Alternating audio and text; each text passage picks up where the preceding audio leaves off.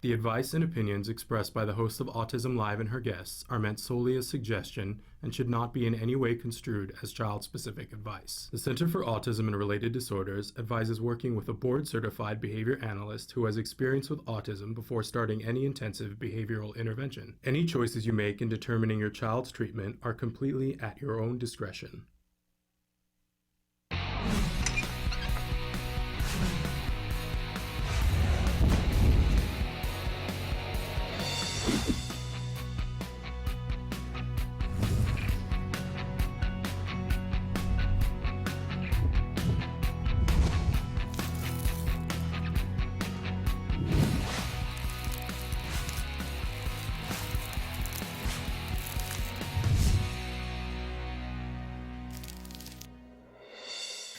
Good morning and welcome to Autism Live. I'm Shannon Penrod. We're webcasting to you live from the Center for Autism and Related Disorders headquarters in Tarzana, California. It's Friday, and I don't know about you, but I'm feeling empowered today. I'm very excited to be here. We're going to be with you live for the next 2 hours talking about autism from a 360-degree perspective, about how we can see progress in our lives in all the different areas that are affected when we have a loved one or we ourselves are on the autism spectrum. You know, I welcome everyone, whether you're a parent, teacher, practitioner, and you have a child or a young adult that you're working with on the spectrum, or you yourself are on the spectrum. We hope to be a resource for you and your loved ones to find solutions, to find ways to be hooked up with resources that can help you to do the things that you want to do. We're not trying to make anybody over here. But we believe that there is progress that can be had. There are some disabling aspects of autism that don't have to be disabling.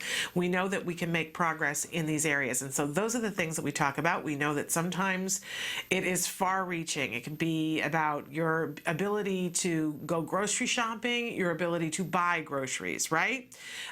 So we talk about all of those things and ever so much more. We intend for this entire show to be interactive. We hope that you will participate with us. There are lots of different ways to interact. Emily's going to show you some of the different ways that you can interact, while I remind you that if you go to www.autism-live.com, when you go there, you will see a computer screen. If you click on the computer screen, you can watch either the live show or the most recently recorded live show. And then you can also pick other episodes to watch on that site. And next to that computer screen is a white bar. In that white bar, you can put your cursor there, you can type and hit enter, and it shows up here on the screen. And in that way, you can be talking to me or whatever guest we might have on the show in live time. Also our Skype guests, so they don't have to be present here.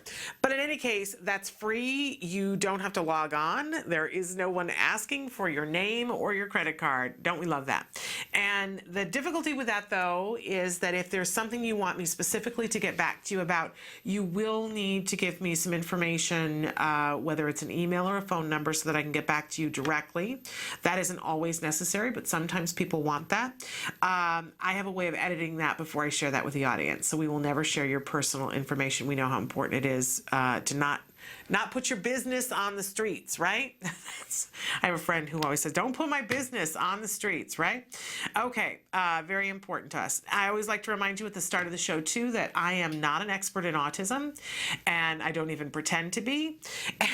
I am a mom, and my son was diagnosed with autism at the age of 2.5. He will tell you that I am not an expert in autism. So, and what a wonderful life that I have that he's able to say things like that to me now. We didn't think that that was going to be a possibility when we first got the diagnosis, and the first doctor who talked to us pretty much, you know, I said, what do we need to do? And she said, take him home and enjoy him. Oh, thank you. Thank you so very much. I had a child who was beating his head against the floor and had no ability to communicate with me. Thank you for telling me to take him home and enjoy him. Thank heavens I did not listen to that doctor. I mean, I did take him home and enjoy him, so in that respect I did, but I found the way to enjoy him because I got access to great resources, and one of them was getting really good quality ABA therapy. Now, I got my good quality ABA therapy through the Center for Autism and Related Disorders.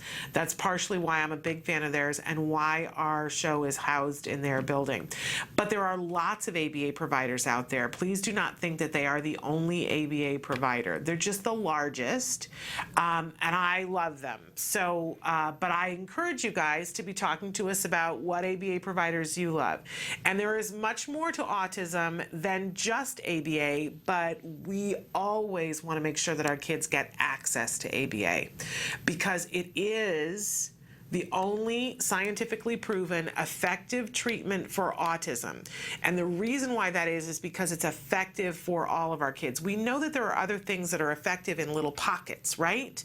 That this group of kids, we know this can be an effective treatment. In this pocket, we know that it could be effective with, but it's maybe not effective across the whole broad spectrum, whereas ABA has been shown to be very effective across that spectrum. So we can say carte blanche, your child has an autism spectrum disorder or a related disorder, ABA. Your child has challenging behavior, ABA. Get them good quality ABA, and we know we can say that with all confidence. But we do talk about those other things that might be helpful with this particular child and this therapy or intervention that might be helpful with this particular child, right? Because there are a lot of things that we can do when we have an autism spectrum diagnosis. And by the way, I tend to use the word child, but there are a lot of things that we can do for young adults and adults as well. ABA is a teaching tool that is effective with everyone. You can use ABA on a 97-year-old who is not on the spectrum, and it's effective at creating new behaviors. So the wonderful thing about ABA is that it doesn't exclude anybody. So that's why we wax poetic about it. But again, I'm not an expert on autism, but my son had excellent ABA therapy, and so now he can sit at the table and say, Mom, you don't know what you're talking about. Woo-hoo! What a lovely life I have. And I wish that for all of you, because there were many days, I was going to say there was a day, there were many days when I didn't know if I was going to get that, to be able to argue with my son verbally about things that have to do with semantics. It's very frustrating, and I'm the happiest woman in the world to be that frustrated, right? And I want that for you. So we like to start every morning with something we fondly refer to as the jargon of the day, the jargon du jour, where we take on one word, one phrase, one acronym, and we try to make sense of it in our world that didn't used to include these crazy, crazy terms, right? So this week we've been talking about insurance, and we've been bringing up really the most devastating jargon terms in the world, because as if it wasn't enough that we had to learn all the psychological terms, as if it wasn't enough that we needed to learn all the education terms, as if it wasn't enough that we needed to learn things that were autism specific, now we have to become insurance experts. I don't know about you, but that's not my favorite thing. However, it should be, because once we get the insurance in place, it saves us thousands, sometimes hundreds of thousands of dollars. So we're doing this a little bit at a time, right? Getting familiar with some of these terms. So today's term is going to be very important to you. It is single case agreement. Say what? Yes, that's what I said.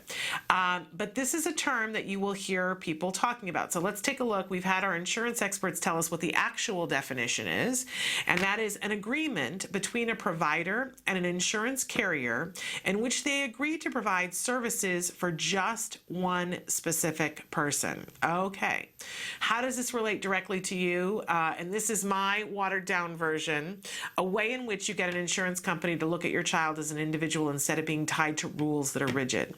So a lot of times you will have an insurance company who has set up their guidelines of this is how we pay for ABA, and these are the providers that we have for ABA, and we don't do anything, we don't color outside the lines, right? Except that there are kids who it's not going to work for whatever reason.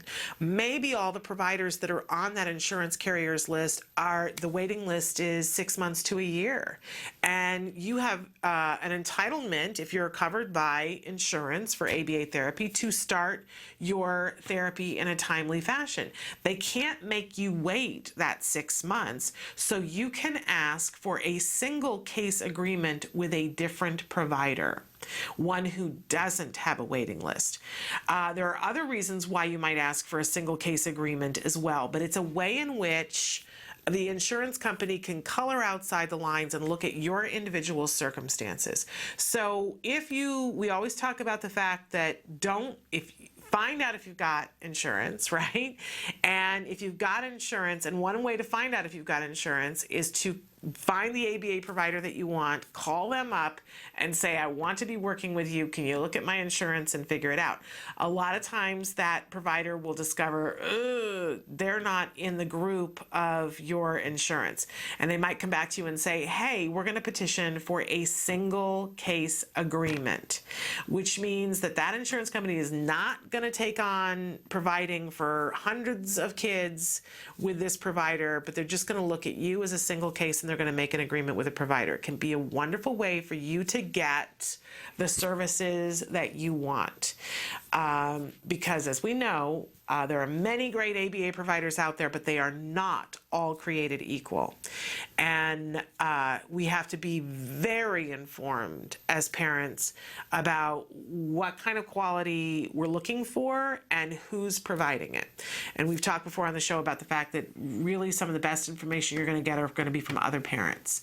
Get on a local support group and ask who's getting it done, and ask them for examples, and don't take a small sample. Ask a bunch of parents, right? And then you can ask for a single case agreement with that provider if your insurance company doesn't cover it. There's always a way, right? It does take a certain mindset, because you have to know that you are going to come up against barrier after barrier after barrier. It's coming. And we have to steel ourselves. Early on, I remember thinking, if I just knew that it was going to be all okay in the end, I would be okay with the barriers. And so I had a friend who would just tell me that from time to time. It's all going to be okay. It's all going to be okay. Just keep plugging.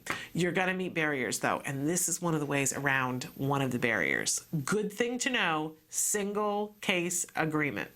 Okay, we always have a question of the day that we like to ask you guys, and we will find time today to check in on the Facebook to see what you guys have to say, because I really want to hear what you're saying about this. Our question today is, what frustrations do you have with insurance? Yes, it's Friday. It's Unload Friday. Go for it. Because, I think insurance companies are a lot like banks. They have this feeling of, we're this institution and we do things a certain way and you can't live without us, right? But at a certain point, we are customers, and they do have to give us customer service. And I think that they do care only when they hear overwhelmingly, here's what we hate about this insurance provider. Here's what's frustrating about this. And if I could find a company that didn't do this, I might be looking to potentially think about moving or petition my employer to have a different company. So it does add up. So sound off, and we'll see if the insurance companies are listening. We'll try to get them to listen. We also always have a topic of the week, and as if you couldn't have guessed, our topic all this week is and has been insurance. It's the best of times, it's the worst of times, because once you get this component working, there is an element of autopilot that you will have a funding source that's there. Yeah, you have to do a little maintenance on it. It takes a lot of energy in the beginning, and I don't know very many parents that haven't had at least one meltdown, freak out, overwhelmed moment when dealing with the insurance, because it takes a little bit longer and a little bit more energy and a little bit more cajoling and hopping over obstacles than it should. Or that we even were mentally prepared for. But this is an important component. We get it together, and a whole lot of other good things happen as a result of this. So don't avoid it. Don't avoid it. And we're going to be talking about that some more today. Some of the different things that we have going on for you today, though. I love Friday. We don't get to do enough Friday shows because a lot of times things happen on Fridays that we have to be out and about for. But joining us in the studio in just a few minutes, Dr. Adel Najdowski will be here for Real Progress with Dr. Adel. And it's Friday, so we like to do a funding tip on Friday. You can guess that we're probably going to be talking about insurance. And then a little bit later on today, in the second hour, we have Dr. Jonathon Tarbox for Science Beat. And Dr. Tarbox will be answering your questions live on the show. And also, a lot of times he'll bring in recent research or break down recent research for us so that we can know what the takeaway is. Because a lot of times the takeaway that the media gives us is just wrong. So, all of that and ever so much more, including your questions today. Tune in. I'm in a good mood today, and I'm feeling empowered today. I've got that si se puede thing going where, we can do this. We just hold hands, and we can do this. We can all get through this together. So stick with us. It's going to be a good show. We'll be right back.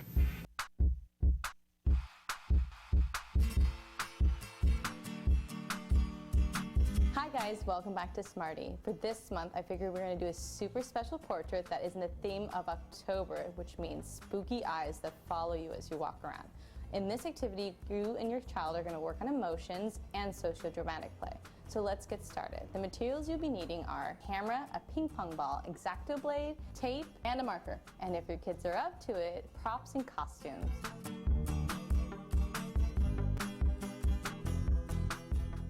Now let's take some photos. It's a great time to work on emotions and socio-dramatic play. Let's get our props.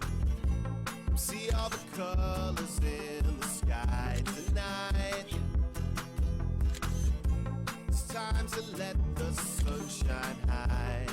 Once you've finished your photo shoot with your child, select one of the photos and print it out on a large piece of paper. Now that you've selected your photo, you're going to take an X-Acto blade and just cut out the eyes from it.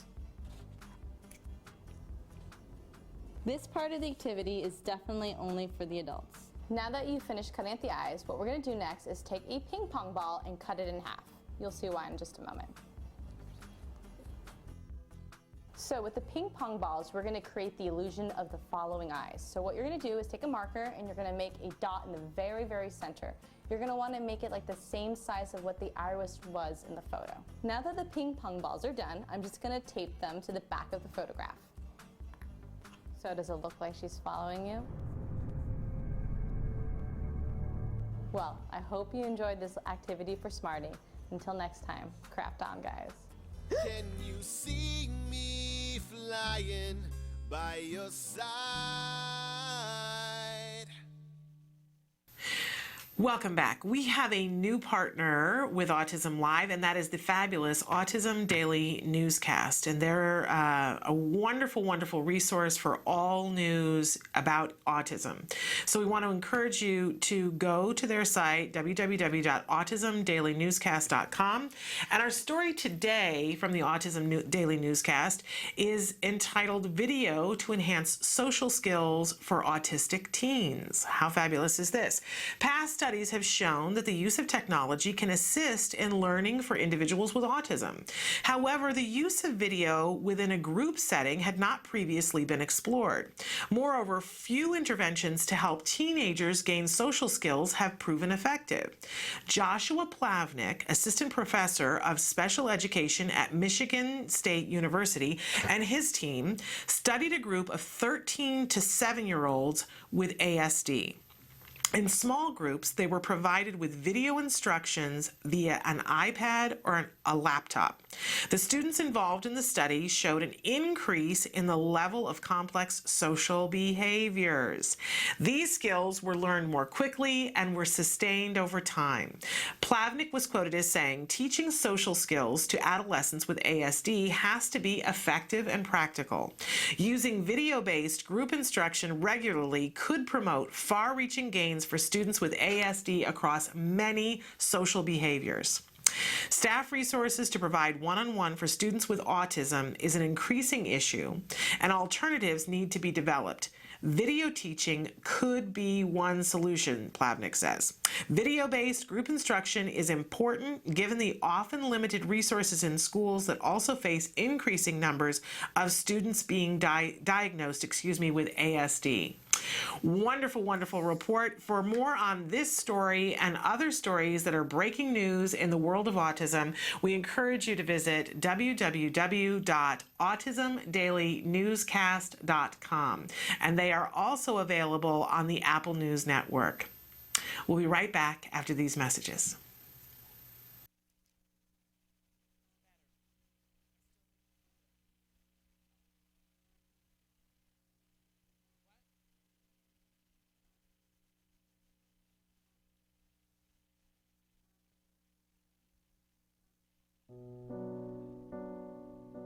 When you find out you're having a boy, you always think like, oh, he's gonna play football, he's gonna do this and that. And then when he's diagnosed, all those things get washed away. It's like that piece that's always in the back of your mind, you know, where is he, what is he doing, is he safe? We really didn't know what we were dealing with. I wish that they could have directed me a little bit more and provided me some information. I was a young mom. I didn't know what it was like to raise a boy, despite a boy with autism. Hundreds of thousands of families are not getting the help they need for their children with autism all around the country. ACT Today is determined to bridge the gap. These families really have to go through a lot to get a grant. The application process isn't easy. The records, the diagnosis proof, they're really battling for their kids. So when we can give them a grant, it is so wonderful to see that they succeed in getting that help for their children. Our founder, Dr. Doreen Graham-Pichet, is an amazing woman, and she is one of the world's foremost authority on behavior of children with autism. She's extremely knowledgeable, and she oversees every single grant we give. She is part of that process. People may think of autism care and treatment as simply schooling or therapy, but we provide important safety supports, things like fencing, for example. The whole family's living in fear of that child running out into traffic. I recently delivered an iPad to a little boy with some of the apps that are out there for children with autism. Miracles happen. I got the iPad from ACT. From ACT, What did it say? Can you repeat that, Dustin? I got the iPad from ACT. We have helped so many military families, and when I think of these brave families that are fighting two battles, one to protect our country and one for the right treatment and care for their children, it breaks my heart, and I think we have to do more as a nation to help them. There's not a day that doesn't go by that we don't think about it. Some people say, oh, he's normal. You don't see the battles that I see every single day. My husband does have to deploy, and when they get on that bus, that might be the last time that my kids ever see them. So I called and they informed me that he had received a grant, which was like a blessing from above. I was just like speechless. I just started to cry because, without it, we would have been lost. The ACT grant was a total miracle, and without that, they wouldn't be able to receive the service dog. So we're so appreciative what they've done for us as a family. Recently, ACT Today funded a program for military children with autism in San Diego, the Inclusion Films program, which is run by Joey Travolta, and teaches kids on the autism spectrum literal filmmaking skills. They learn how to make a movie. Are we ready? There you go, got it. Okay. Everything that goes into the process of making a film goes into everyday life. So they're learning life skills, they're learning to collaborate. It was really nice to know how much they were enjoying this camp, and they're with people who are supporting them and are making them feel great about themselves and their differences and their similarities. And I get two kids that are working together and apart and together and apart, so it's an interrelationship as well as a camp and a learning experience. It's so fulfilling when I get letters. One stands out for me, a boy who was 14 with Asperger's, and we gave him a grant to go to a drama camp. He wrote to us and said, "Dear ACT Today, thank you for letting me belong for the first time in my life. These kids are remarkable. You know, we underestimate them. They're so knowledgeable, they're so capable, and we can change the life of a family, which means changing the life of a community.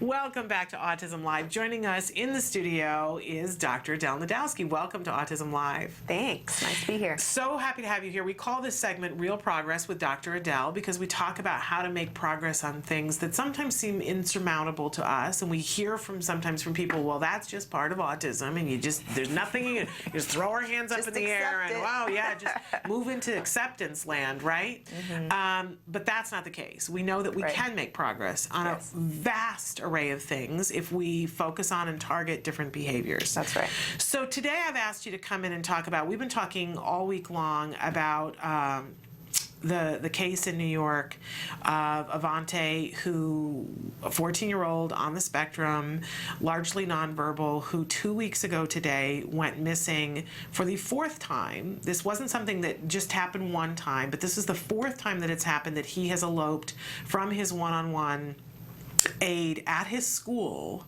and he has disappeared. Many people are still searching for him. He loves trains, and they've been searching the New York City subway system because that was where they found him the other 3 times. His family is afraid that he, something has gone afoul and that he's been abducted, and they're in our prayers, and we want to keep sending out that energy for that family. But in the meantime, for the rest of us, we want to learn something from this about elopement, about how we prevent it, and I'm hoping, let's talk a little bit about elopement, but I'm hoping, Dr. Najdowski, that you can help us to know how we want to communicate with our providers, our one-on-one aides, about what they need to be doing. If the schools aren't going to teach them, maybe we need to get educated on it and talk to the aides. Right. Well, first of all, elopement is like any other challenging behavior. And so I think sometimes when you have a behavior that seems more bizarre or like different from all the rest, like this isn't, the everyday maybe hitting somebody or engaging in stereotypy or kind of like the things we see all the time. And so it's easy to get caught up with, oh, this is totally something different and we can't treat it the way we treat all of the other challenging behavior, but that's not the case. Okay. So my first question would be is whether there's been an assessment done, a functional behavioral assessment. Okay. Sometimes I don't even know if you were thinking that down those lines, but you still have to do it, even with something like elopement. So the FBA, the functional behavior assessment, tells us why the behavior is happening. Yeah. And if we don't, a lot of times I think we just assume. Like in the case of Avonte, I think the assumption was he wants to get to the trains. And that might be right. And it might be right. Mm-hmm. But, and they may have done an FBA on that. We don't know. We don't want to speculate. Right. But when we're talking about our kids, we don't want to assume. We want to make sure that we know what is the paycheck for the elopement, right? Yeah. I think it's easy to assume because elopement, by definition, kind of means like running away or leaving. And it's easy sometimes to assume that a child is doing this to escape. Like that might be the first thing someone thinks of, well, they don't want to be here, so they run away or whatever. But lots of research has been done on assessing as well as treating elopement, and they found all sorts of the normal functions. Some kids are leaving because there is something they want access to. For example, in one study there was a child who kept eloping in the mall. Well, it was because he wanted to go to the toy store. He kept always going to the toy store. So with that child, he may be trying to actually get to the train station, but who knows? Maybe it's something else, and then once he's gone and doesn't know what to do with himself, he ends up at the train station. We don't know. So if you've got a child who's eloping, before you start an intervention, you got to have somebody look at it. Yeah. And determine why. And there may be more than one reason, correct? Mm-hmm, mm-hmm. So, but we have to get clear about this before we do the intervention. And I think that's a really tough sell for a lot of parents. They want instantaneous, we want to start things. And of course, with elopement, you're terrified, right? You're terrified that something bad is going to happen. But I always like to compare it to when our car starts doing something funny, we take it to the mechanic. We might take it to the mechanic and say, I think it's the alternator. But you don't walk up to the mechanic and say, it's the alternator, fix the alternator, and I'll come back and pay you $500 for the alternator. Don't even bother to look at what it is. Yeah. So we shouldn't do that with our kids, right? Exactly, yeah. There's lots of reasons. There's been cases where kids are doing it literally for the attention that they get when someone chases after them. There's been instances where they're doing it because they want access to something else, chips, something that simple. Or they're trying to escape or whatever it may be. So you do still need to figure that out. And then the interventions are all the same as the normal interventions for anything else. So maybe we should take a break and come back and talk about what those interventions are with Dr. Najdowski. If you have questions about elopement, now's a great time to be writing them in on our live feature. We're going to be right back after these messages.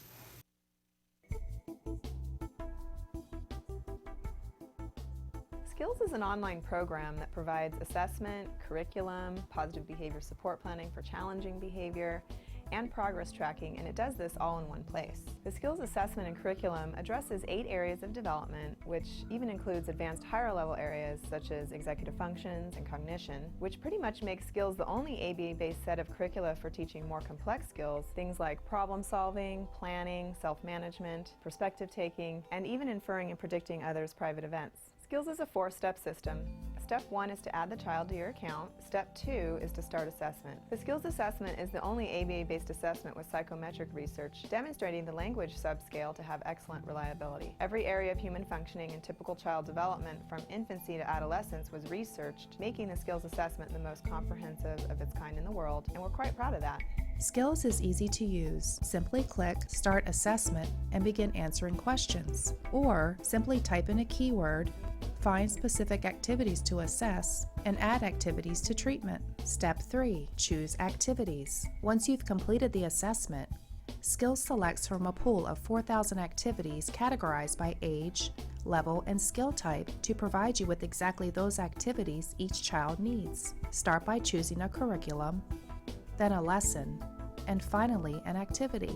Click the information icon to view prerequisites, ages in which targets develop, examples, and IEP goals. Click the video icon to watch a short video. Once you've identified an activity you want to teach, adding activities to treatment is a snap. Step 4. Start treatment. Here you can access customizable activity lesson details, add your own customized targets and exemplars, and edit an activity status such as introducing or mastering it.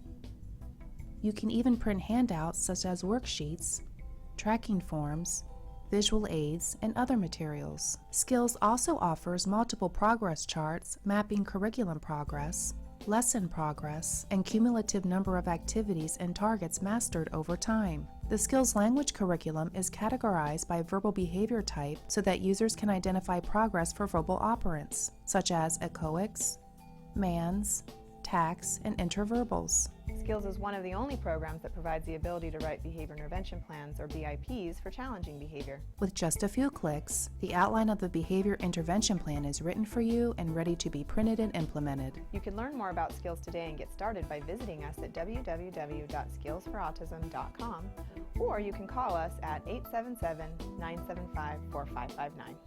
Skills. Progress starts here.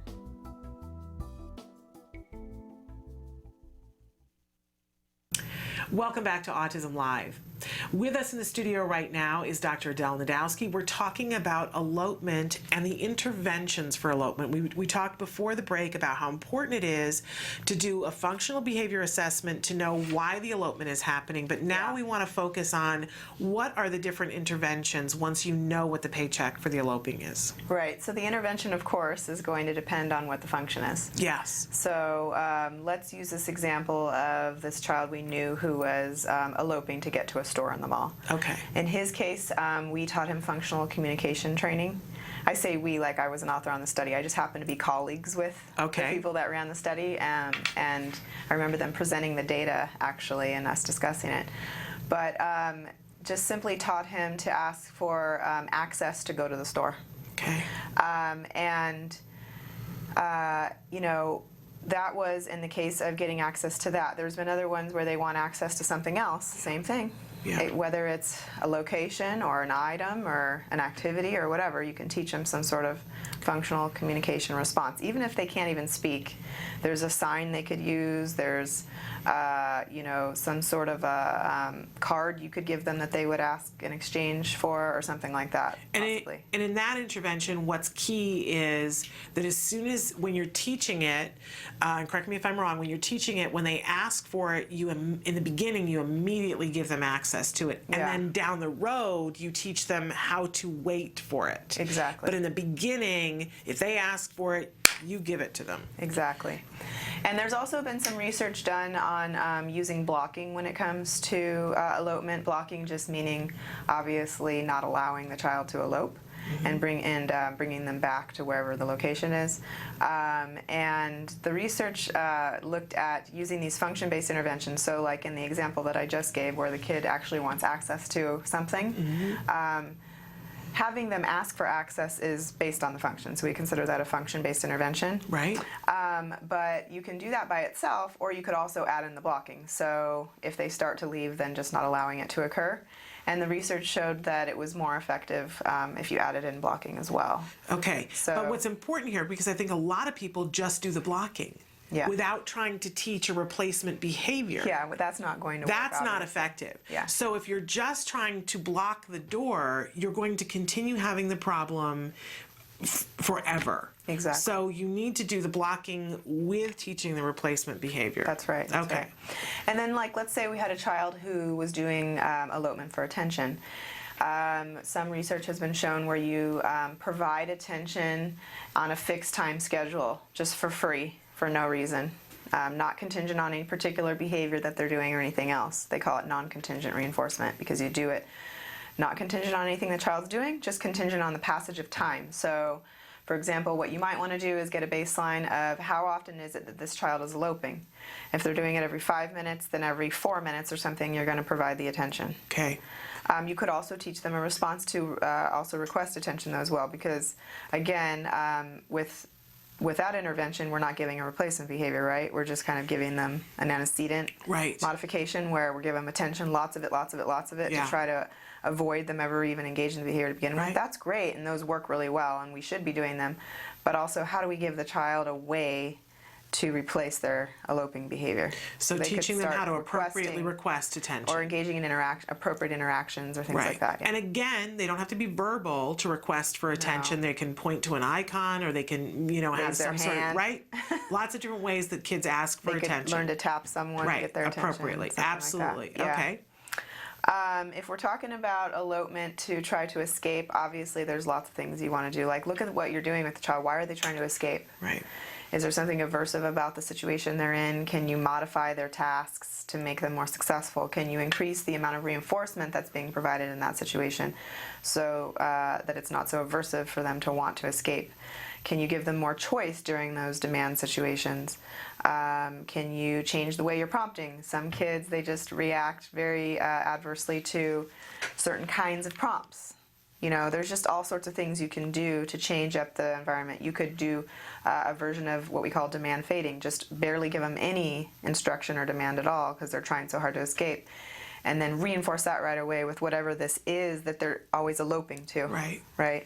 And it's a process, right? We have, in the case of school, we have to make school fun, and we have to make it rewarding for them. That doesn't mean that you're going to be rewarding every 5 seconds forever. Over time, you would, make it go longer and longer, but you've got to make it fun. And again, in that situation, I'm talking about antecedent modifications again, right? We still haven't given the child a replacement behavior. All we're doing is making the tasks easier, more fun, providing choice, doing things that'll make them less likely to feel they need to escape.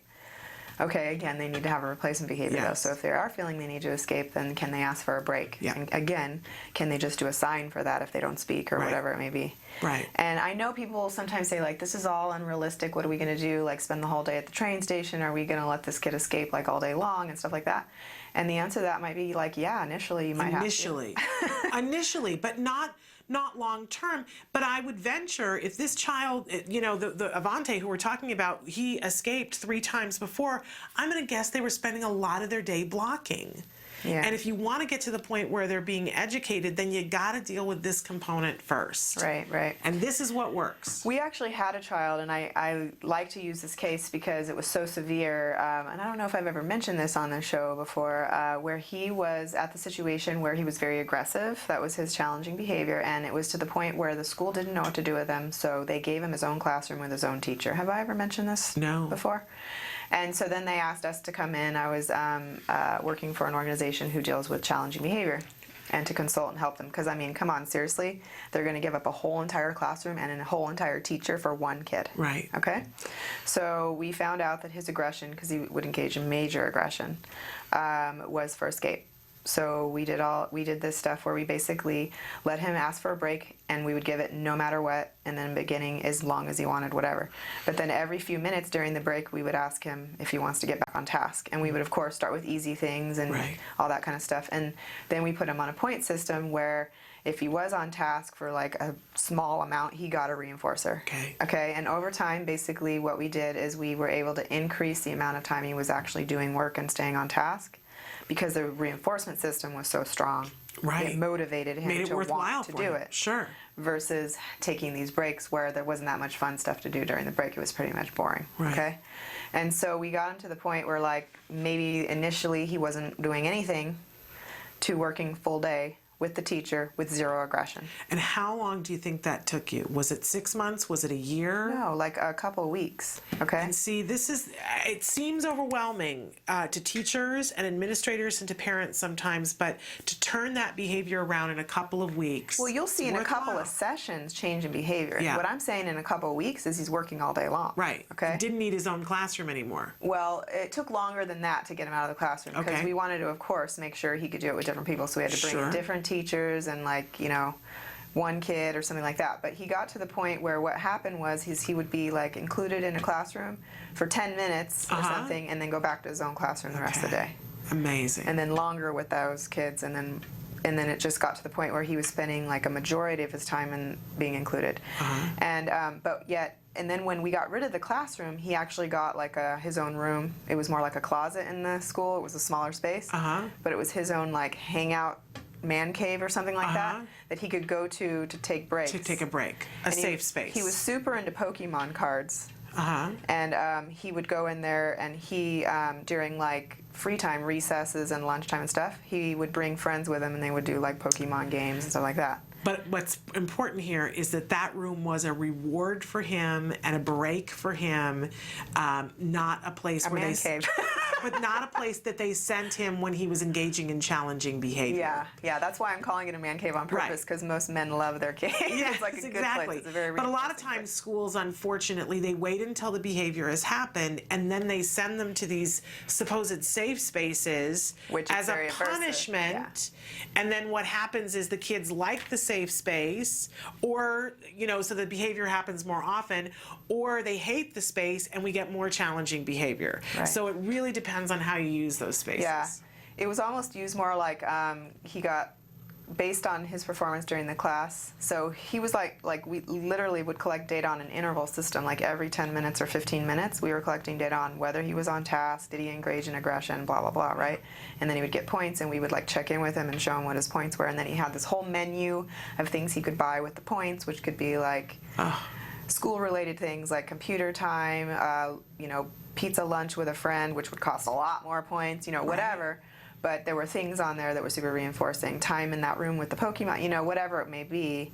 And it became so reinforcing for him to be actually in the regular education classroom, because he started making friends with kids. Nice. That he didn't even need it anymore. Like, eventually everything was faded out, and he was 100% included. And initially, or eventually the aide kind of faded back and was really just helping the whole classroom and not so much him, and then completely out. And he ended up just with a normal world, and it was pretty amazing, and I loved being a part of it. It was so cool to see. This but that is what's whole possible. process, just so you know, took about a year. Okay, but you know, it could have been a year where that kid was still sitting in his classroom by himself and engaging in more challenging behavior and being angry at the world. I'm just saying, having a like fully included placement with zero support, it was about a year. Wow. Yeah. Well, very exciting. So, do we have more that we have to talk about, or we've covered the? Okay.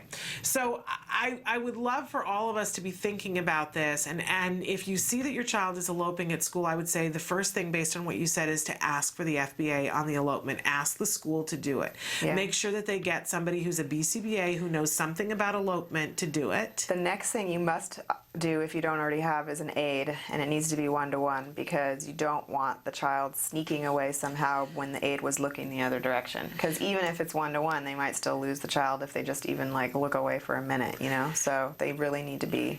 A lot of times schools give us one-on-one aids and they don't allow us to have any input into who it is. But if your child, you know, I would certainly write it into the IEP that your child is a flight risk, and that child has to have eyes on constantly, so that the one-on-one aid has to take a break, that you know who is responsible and the school knows who is responsible in that moment. And if your child has ever successfully eloped from a school, I personally would encourage you to shut everything down and ask for an emergency IEP and come up with new solutions and not allow it to happen a second time. Another thing that could possibly work is some sort of GPS device, whether that be a phone or whatever that's placed. Yes. Like maybe let them have it or something. I don't know. A lot of kids love them because they love iPads, and phones are kind of like that, and their devices that they'll play with or whatever. But it will help you to find the location of the child as well. There are many different types of, but there's phones that have the service. There are bracelets. There are shoe tags. There are QR codes that you can put on a child's shirt. It depends on what your child does. Right. Each one of them, and where you live too, because there are some that find your child via radar. There are some that find your child using satellite GPS. So you'll want to look into that. If you're in a place that has a lot of mountains, you know, one will be better than the other. Yeah. But protect your child while you're doing these interventions as much as you possibly can. It's a difficult thing. Yeah. A very difficult thing.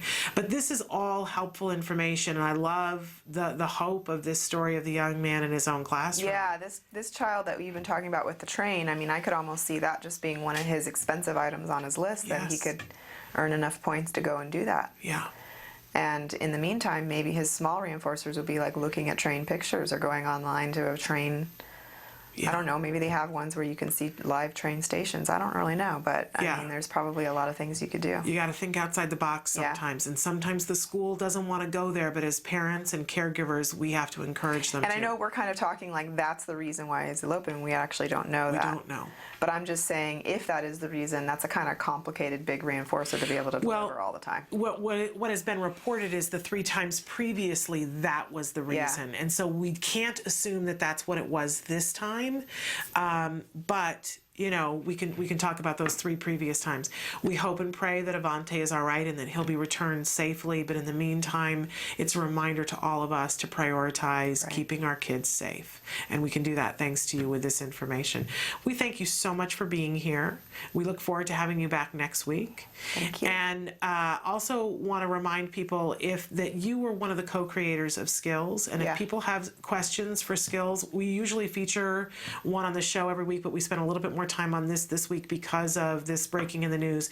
But if you have questions, if you're a Skills user and you have questions that you want Dr. Najdowski to cover on the show, you can send those in to us during the week.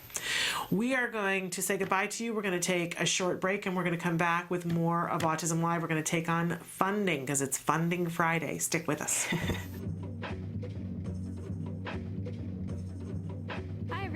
In the cold winter months, it can be really nice to sit down and enjoy a nice, warm apple crisp. And thanks to Breads from Anna, we can make one for you gluten and yeast-free. So let's go over what we're going to need. To make the filling, you're going to need 1.5 teaspoons of ground cinnamon, 1/2 teaspoon of nutmeg, 1 tablespoon of fresh lemon juice, 7 cups of Granny Smith apples, and 3 tablespoons of Breads from Anna pie crust. For your topping, you're going to need 1 cup of rolled oats, 1/3 cup of brown sugar, 3/4 of a cup of Breads from Anna pie crust mix, 3/4 of a cup of butter melted, 1 teaspoon ground cinnamon, 1 tablespoon vanilla, and 2 tablespoons of water. Don't forget to preheat your oven to 350 degrees. So now let's cut some apples. We're going to peel and slice 6 apples.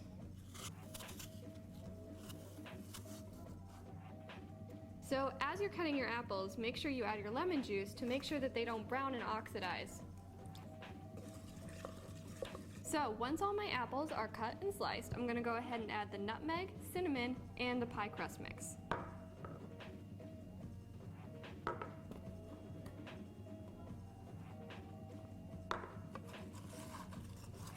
We're just gonna stir these together.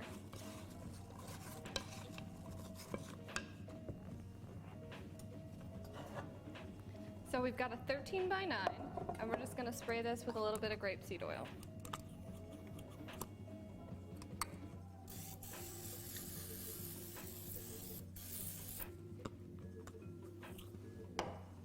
And then we're gonna pour our apples into the dish. And to make our topping, we're just gonna combine the rest of the ingredients in a small bowl.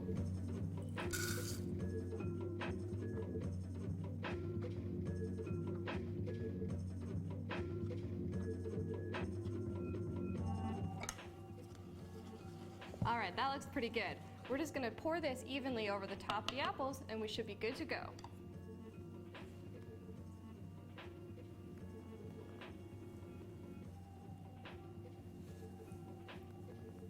All right, this is ready to bake, 30 to 35 minutes at 350 degrees. It's been 30 minutes, so our crisp should be all done.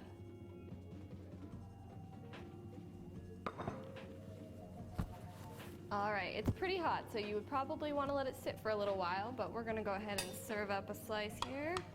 To learn how you can win free mix from Breads from Anna, visit our Facebook page at facebook.com/autism-live. See you soon. Welcome back to Autism Live. It's Friday, and on Friday we like to take on funding. We call it Funding Fridays because we know that the money is a really important component of making sure that you get the assistance and the resources that you deserve and that you need. So we've been talking about insurance all this week and how important it is that you evaluate whether you've got insurance coverage and what it is, because there's a change that's happening right now and it's affecting a lot of people. Starting January 1st, the Affordable Health Care Act will go fully into being as things stand right now, right? Everything can change. I don't know. I don't pretend anymore to say, oh yeah, no, that's a definite. But in any case, as of right now, in each of the 50 states here in the United States, you can go on something called an exchange, and you can see what the different 4-level plans are for you, and it might be a time to evaluate whether you need to switch your insurance provider. We had Julie Cornack on the show with us yesterday, and you can watch that whole interview, but she spent a great deal of time and put together a lovely resource for you. So you can go to centerforautism.com. There is a tab on the front page that says affordable health care. You can click on that, and then you can find each one of the states.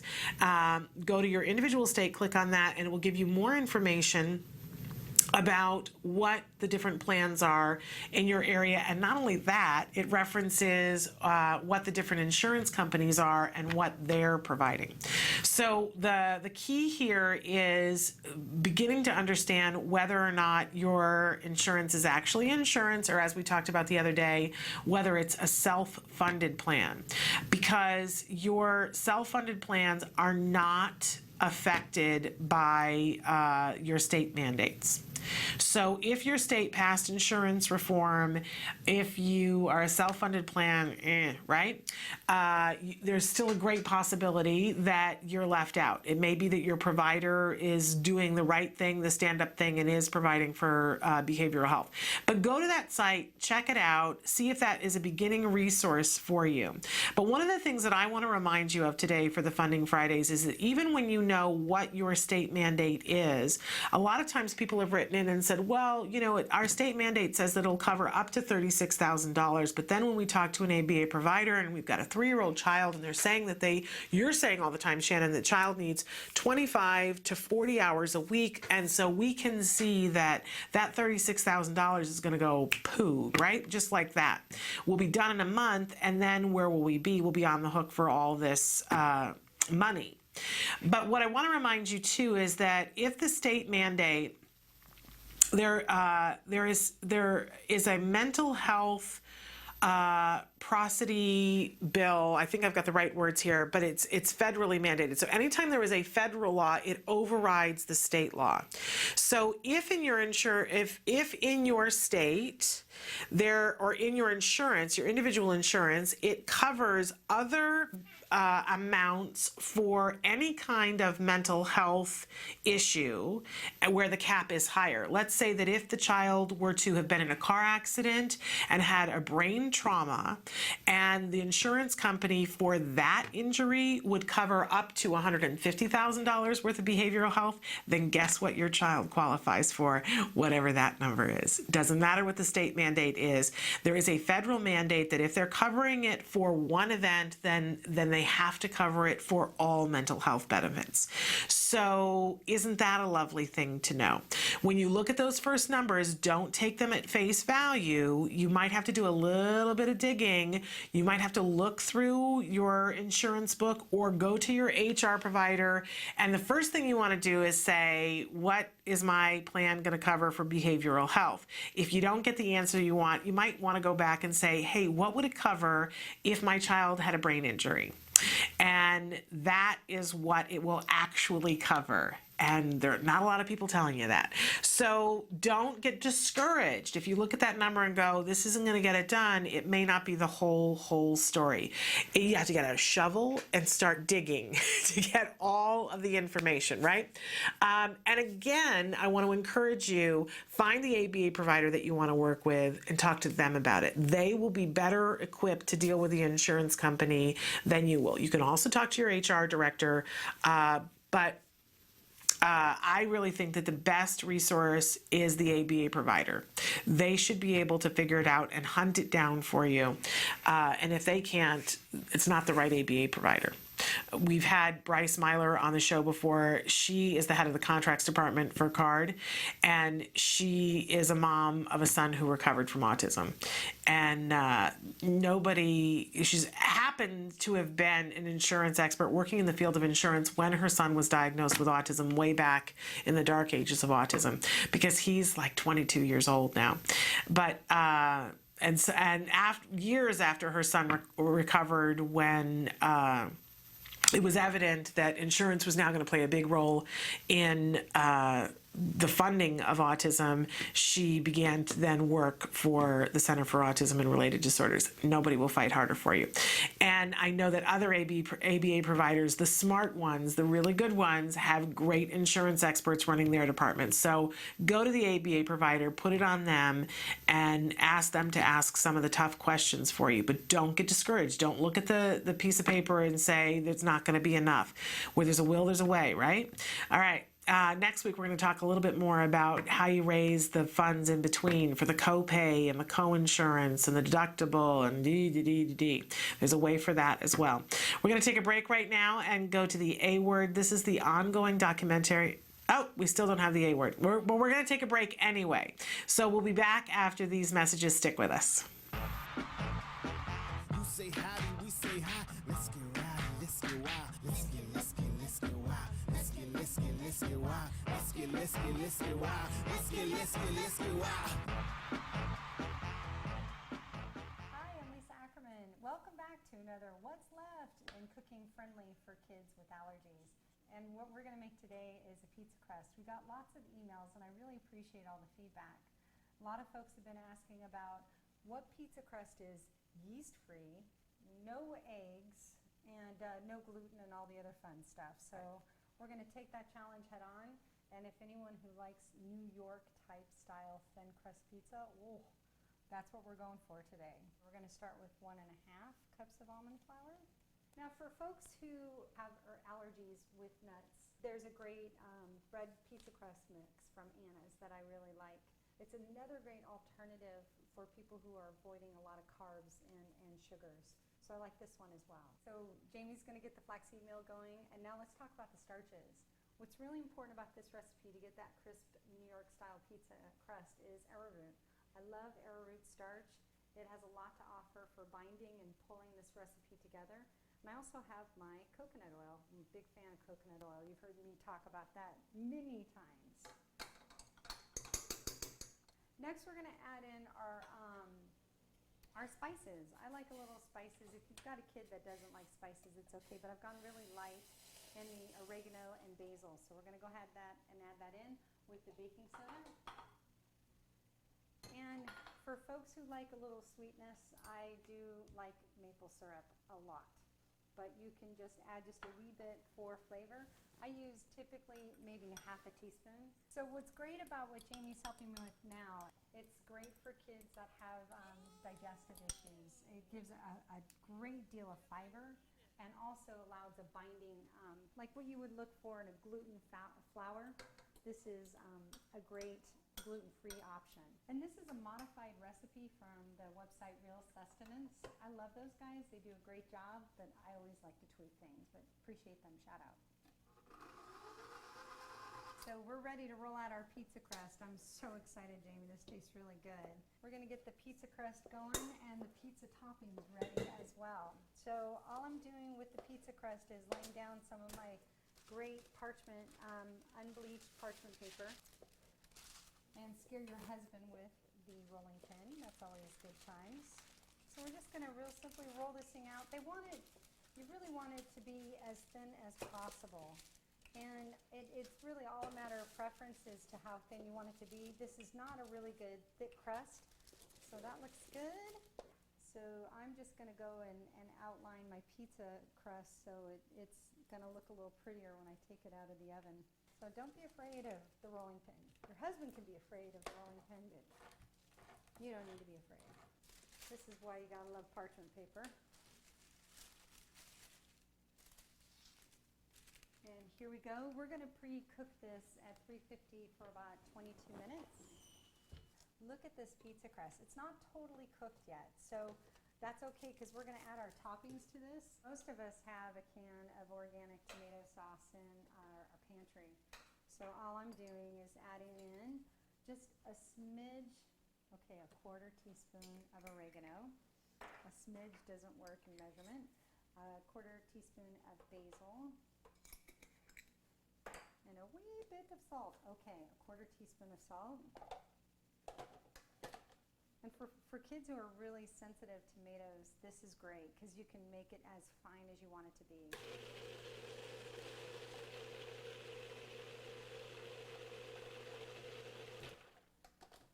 And that's great.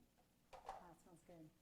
So if you want to cheat, you can use this puree. I like to take the roasted tomatoes, which is great, and push this around on my pizza crust. I know I use my fingers. That's the only way to make pizza. Exactly. It's made with love. Kids love helping to make pizza too because they feel really involved in it. And they get to put however much they want of things. So yeah. Good family affair. And we love the Daya cheese. It goes on pretty much almost everything in my house. I'm going to go ahead and add the Daya cheese here. Too much cheese makes it a little soggy. So you may want to cook it a little longer and have it get a little bubblier. We're also using some organic sausage. This is the sweet Italian sausage, and the more, the better. And then we're going to add our sliced back olives. I love olives, but again, if you've got a kid that likes pepperoni, there's a great nitrate-free pepperoni from Boar's Hill. There's our pizza, ready to go in the oven. I'm ready. Let's do this. Our pizza's in the oven at 400 degrees. You can go anywhere from about 25 to 30 minutes, but again, you really want it bubbly and cooked. If you put it at a higher temperature, the fake cheese doesn't like that and it can scald. Your kid's gonna love you for such a great pizza. We'll see you next time on What's Left. If you have any questions, please email us at autismlive@gmail.com, or you can hit facebook.com/autismlive, or go to the TACA website at TACANOW, TACANOW. There's thousands of recipes waiting for you to enjoy. We'll see you next time at Autism Live. What's Left? You say howdy, we say hi. Let's get rowdy, let's get wild. Let's get wild. Welcome back to Autism Live. We ask you a question every day, and we asked you today, what frustrations do you have with insurance? And a lot of you liked it. Only a couple of people wrote things in, but it brought up a couple of things that I really want to cover. Somebody wrote in and said medication approval has been difficult. I can sympathize, and I want to say to everybody who is watching, if you're doing some biomedical treatment for your child, a lot of times you'll be told, okay, well, the insurance company won't cover it. And that may or may not be true. You have to go through the whole lengthy process of being on the phone and waiting until you get through to the right person to ask them and tell them what it's for. And you may want to ask your doctor before you call them and say, what do I want to say that it's for? Because it might be covered for something other than autism. And if, let's say, for instance, that your child is having gastrointestinal issues and you want to get a certain medicine, and you calling and saying, well, and they say to you, why do you want this? And you say, well, I want it for autism. And they say, I'm looking at my list and it's not covered for autism, right? But maybe it was covered for what it's actually treating, which is something gastrointestinal. Right? So make sure that you know from your doctor what it is that this medicine is actually treating, because you're going to be telling them that on the phone. But if it is something that is for autism, and they say, oh, I'm sorry, we don't cover that, that's considered an experimental drug, you can ask them, okay, what is the way that I get it on the list to be looked at? Because if a certain number of people request it after time, they will evaluate it, and that is how medicines get on the approved list for insurance. I know years ago when we went to our insurance company and said, we want you to cover the methyl B12 shots that my son is doing, they said, oh, we just don't have that listed as an autism medication, but we were able to fill out a form and be one of, so that eventually enough people will fill that out so that it will be covered down the road. So do take the time to do that. It may not help you in the short term, but it will help a lot of people in the long term. And then you can always go back to the maker of the pharmaceutical. It doesn't hurt to ask them and say, hey, this isn't covered. Will you cover it for my child? Do you have a program in which you can donate? It doesn't hurt to ask. The worst thing that happens is you get a no, right? Best thing is, and I know people who have gotten medications in that way. Sometimes they'll ask if you want to participate in a study. Be very careful that you know what you're doing before you sign agreements. Another person wrote in and said that from their insurance company, they got the OT wasn't effective. We saw no progress, and so the insurance company stopped the treatment. Really important that we all know that the reason why insurance is funding treatment for autism now is, for years they were able to say, well, we don't legally have to cover things that there is no treatment for that has been proven to be effective, right? How many quotation marks can we have? And then, of course, there were so many studies that showed the effectiveness of ABA that they can no longer be doing this, right? They have no leg to stand on. But what we are seeing more and more as this is getting rolled out in different states is that insurance companies are monitoring whether the child makes progress. And if they do not have measurable results, they will say, we're stopping. It's really important that we as parents make sure that we are on our ABA providers or any other provider that we have to make sure that they are writing down goals and tracking and showing with data that there is progress. And if there isn't, they have to change something. It's going to cost us our funding if they don't. By the way, that would be good therapy. That would be good treatment. Is it that the child isn't making progress? They need to change something. So you're going to have to be on your AB provider, ask to see your child's charts, because if your child isn't making progress, not only are you wasting your time and your child's time, but the insurance company is going to stop it, and then it's hard to get it started again. It's not impossible, though. So make sure that you're on it as you go. Now, because it's an OT, my advice is get the school district to pay for it. Like, don't even, go through the lengthy process of getting, petitioning if you can get the school district to pay for it. That's one of those things that schools tend to give right across the board. They'll offer you speech therapy and they'll offer you OT because they have it and it's easy for them to provide. If not, if you don't have it through the school district, the other thing that I would be saying is, if you're not already getting ABA through this insurance company, get ABA through this insurance company and ask your ABA provider to evaluate your child and see if they can add in some OT goals to the program, or if the ABA provider thinks that you need to be working with an OT, to go back and petition the insurance company to get back into those services. And another person had written in and said the insurance company just strictly won't cover OT. OT. There are going to be a lot of battles over the OT because if the school district covers it, the insurance company is going to try to skinny out and not cover it. I will say this to you, because the school districts are so willing to pay for it, let them do it, right? And usually OT things, they're pretty specific. I won't say that all OTs are the same or equal and even. Some of them are much more creative and much more reinforcing than other ones. But usually you can find a fairly decent OT in most schools. Still, you want to be on that individual and saying, what are the goals? What are you doing to achieve it? Are you making it reinforcing enough? Are you charting progress? We should be doing that always as parents. But don't completely let the insurance company dictate to you if they're saying, oh, sorry, no progress. Don't be a victim in that respect. You got to be on it enough to make sure, and if it's already too late because you didn't know, right, then you didn't know, but there is still another way to get that either reinstated or to do it in a different way so you're not even going to that funding source. It's frustrating, I know. It's very frustrating, but these are ways that we make sure that we get to the progress that we want to see. We are going to take a break, and when we come back, we're going to have Dr. Jonathon Tarbox with Science Beat, so stick with us.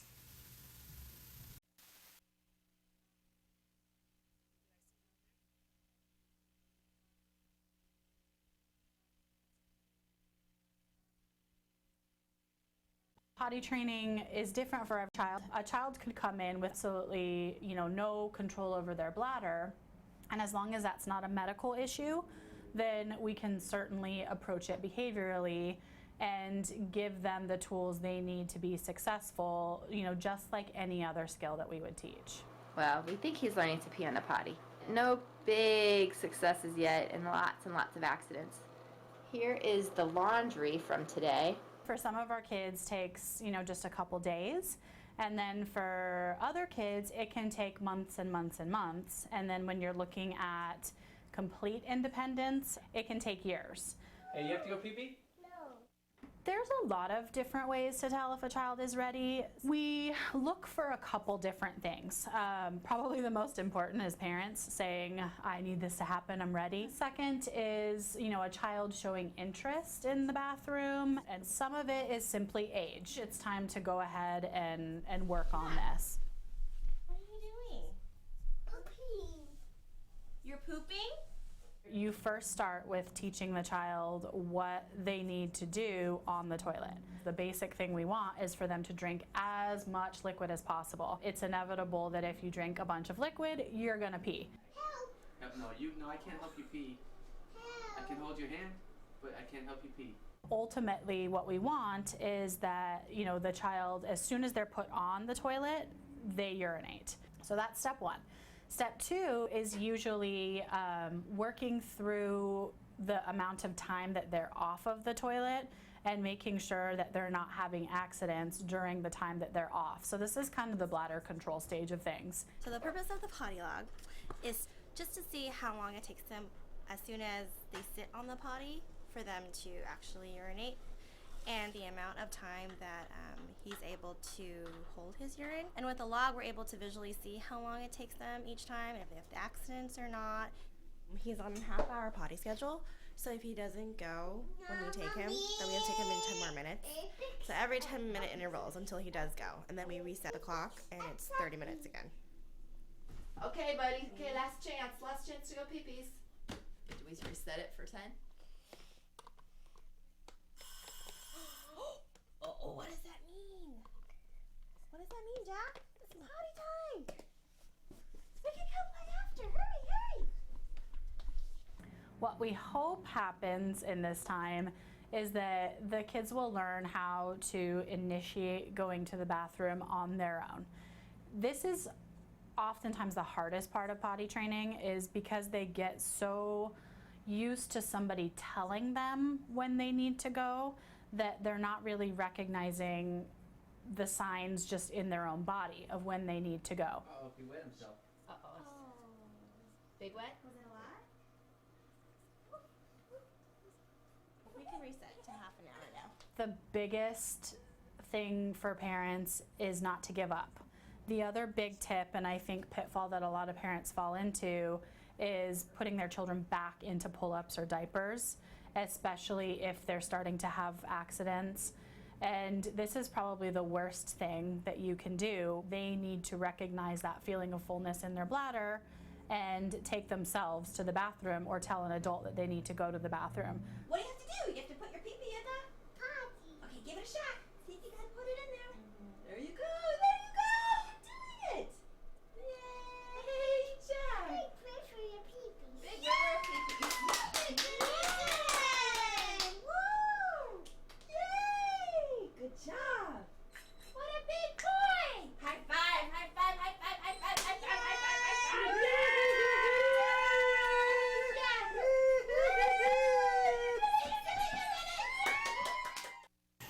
Wow. Welcome back. We've been sitting here talking. I was just saying I don't ever get to go anywhere, ever, ever, ever. So that's what you caught me saying. Yes, I need to work on my social program.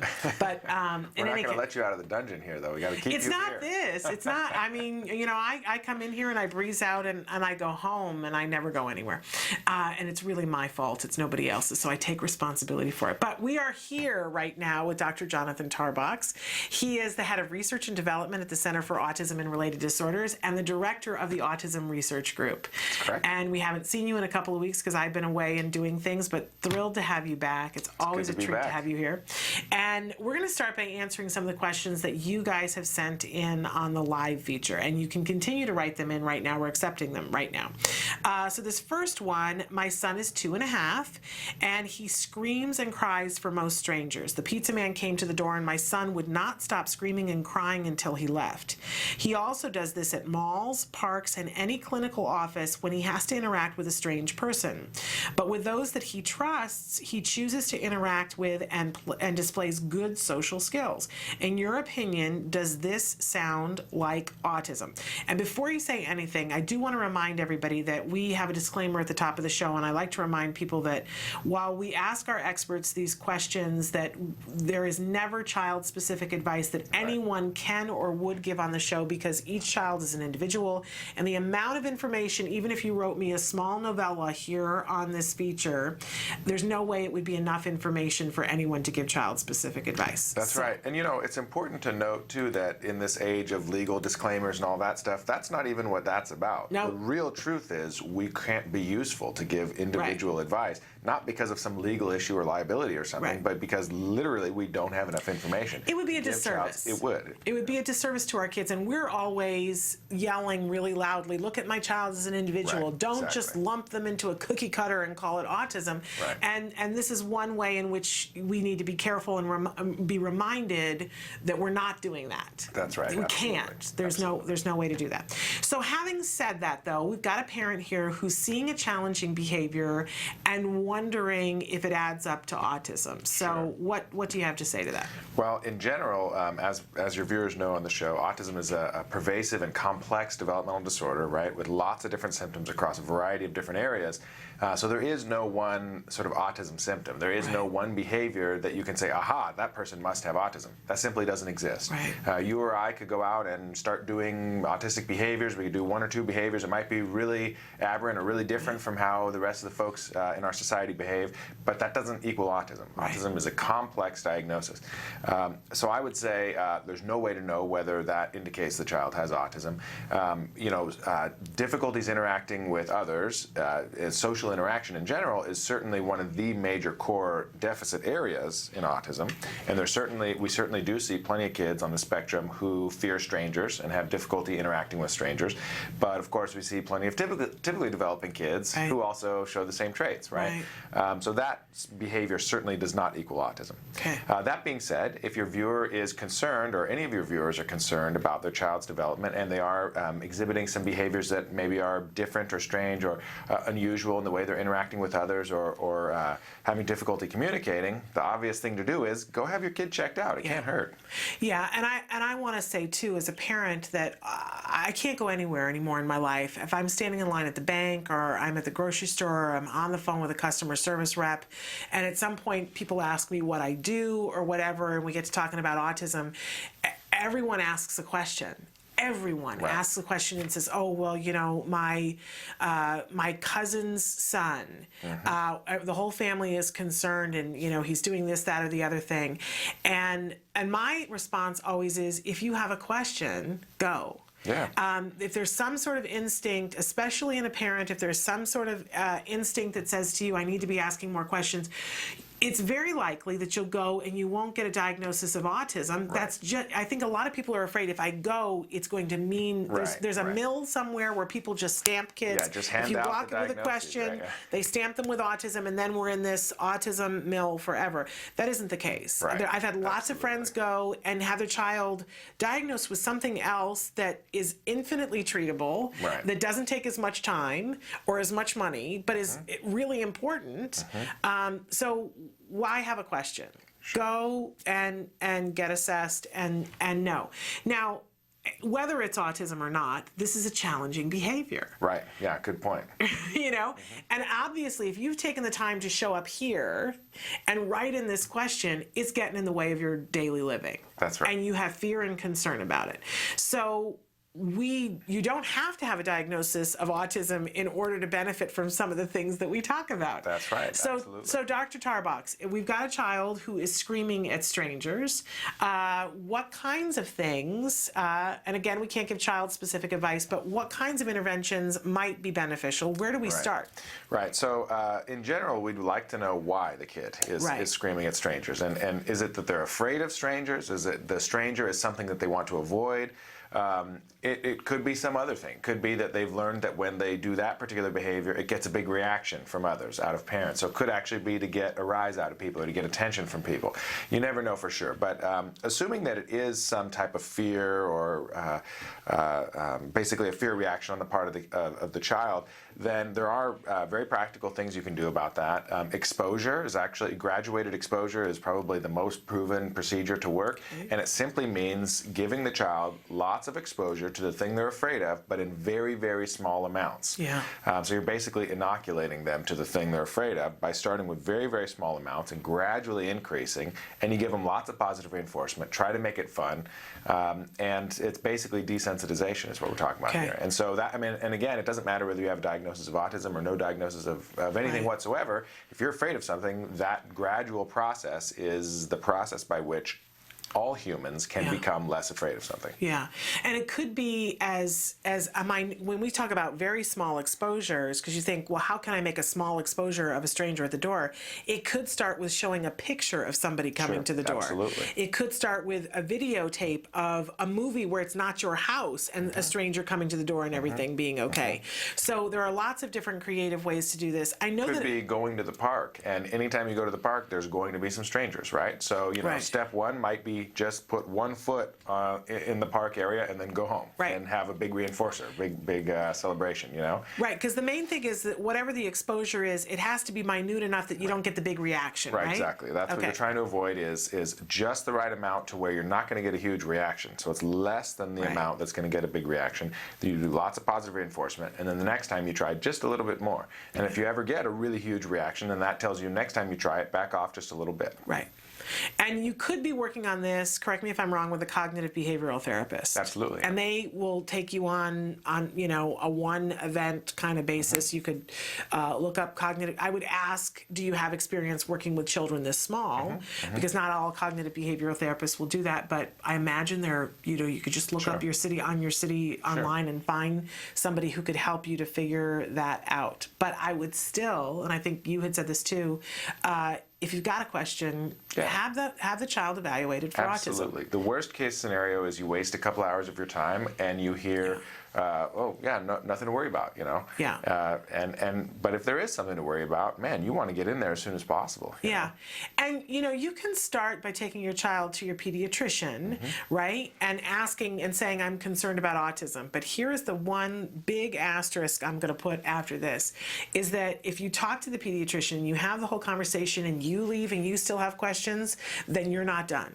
Right. Keep going to the next person and ask questions. Well, and you know, the sad state of affairs today is right now, today, the vast majority of pediatricians are actually incompetent to even address those concerns. Yeah. It's just not part of their training. It's not their fault. Doesn't mean they're bad doctors. It just means they haven't had that training. Yeah.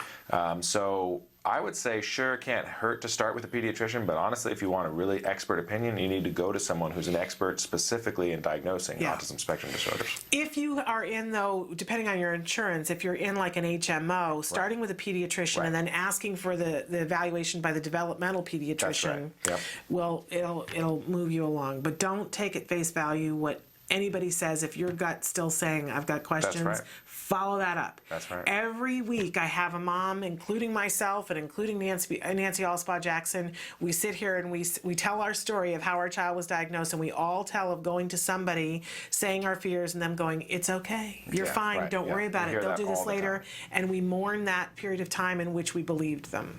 Where we went home with that gut feeling and said, oh, it's all okay, and it wasn't.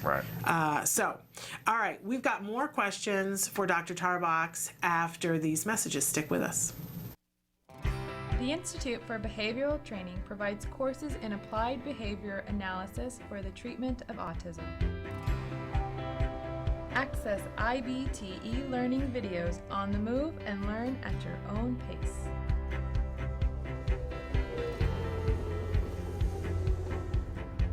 I'm going to talk a little bit about intensity. IBT e-learning makes any location your classroom on the go. So our objectives for today are to really learn what is autism and how is it diagnosed. Get professional guidance with IBT face-to-face training. IBT face-to-face training courses prepare you to effectively implement ABA-based interventions. Choose between small group and one-to-one instruction.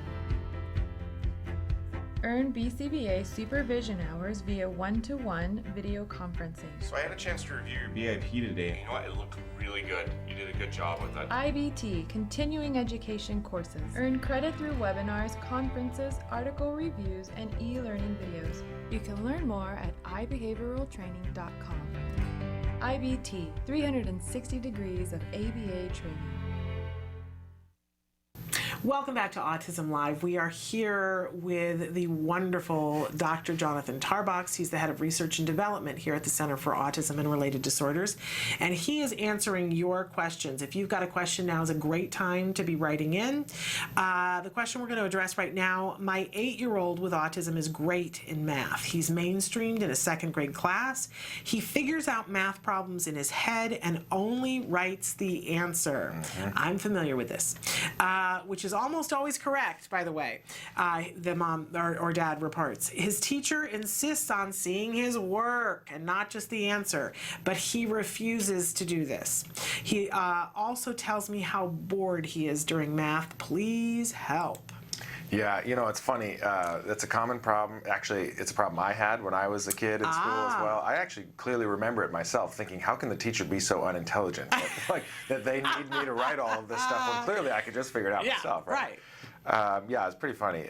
You know, I think, I mean, of course, each case is different, but I think this is one of those situations where reality is kind of boring, and probably you just got to do it anyways. So, you know, in one sense, right now, the kid's right? The teacher's wrong. It's not necessary to write down the work, right?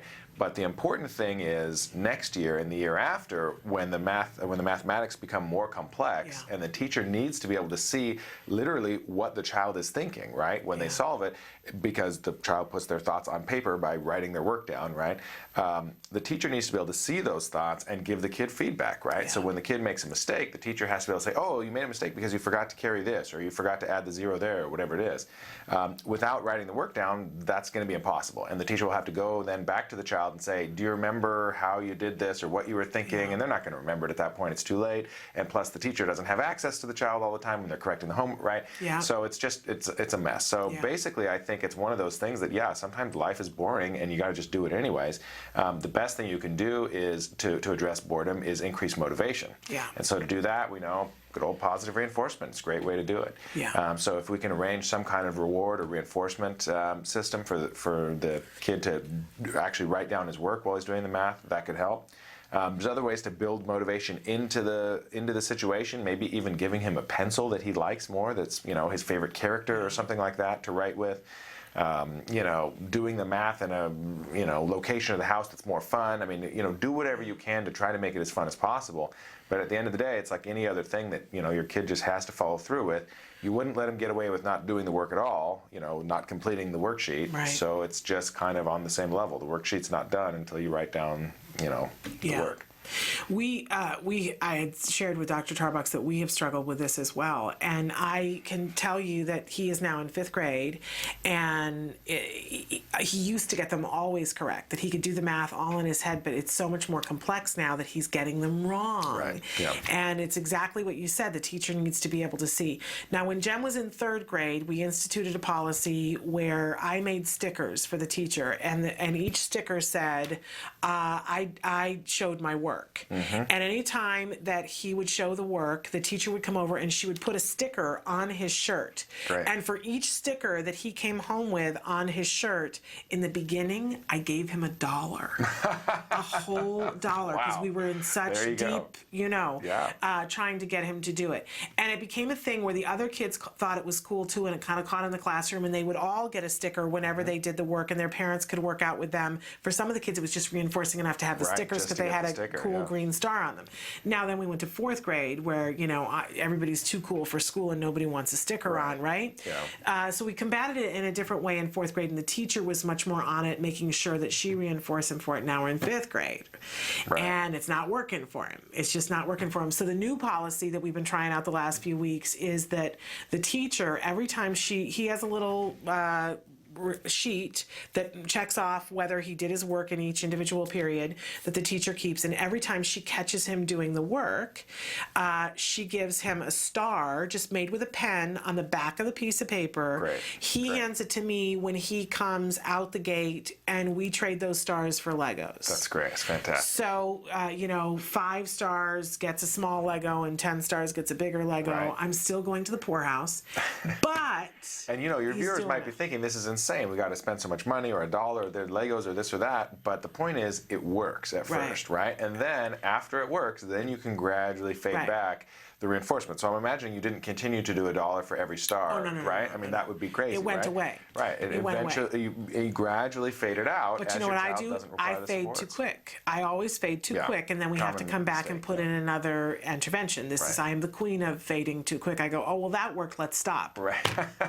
In all of my life, not just with my child. Yeah. So yes, and I will tell you too, the first week that we were doing this with the stars, it was really hard because he wasn't doing the work, so we weren't getting to the reinforcement part of it. Right. And then finally, he got it one day, and I made sure that he got the reinforcement right at the gate. And so this week, one day he came home and he had 5 stars for one day. Wow. So, So it can work. I'm sure I'm going to have to monkey with it a little bit, but well, yeah, right. Our work is never done, right? But it works. No, so. I want to go on autopilot. I don't. Yeah, of course. In all things.